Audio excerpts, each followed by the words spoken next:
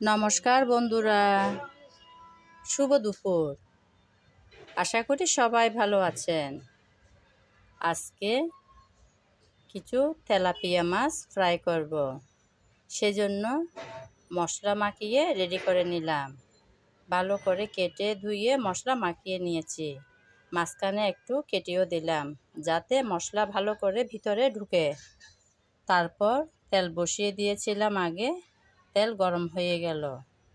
গরম তেলে আমি একটা একটা করে মাছ দিয়ে দিলাম যাতে একটা সাইড ভালো করে ভাজা হয়ে ওঠে। কিছুক্ষণ পর একটা সাইড ভাজা হয়ে গেল। তারপর আমি আরেকটা সাইড উল্টিয়ে দিলাম।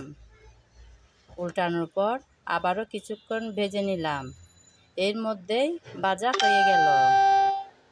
তখন আমি তুলে নিলাম। এখন খাওয়ার পালা। এতক্ষণ হয়তো অনেকে দুপুরের খাবারটা সেরে নিলেন, আর আমি এখন রেডি করে নিচ্ছি দুপুরের খাবারের জন্য। তো আজকে ফিশ ফ্রাইয়ের জন্য রেখেছি পাতলা ডাল।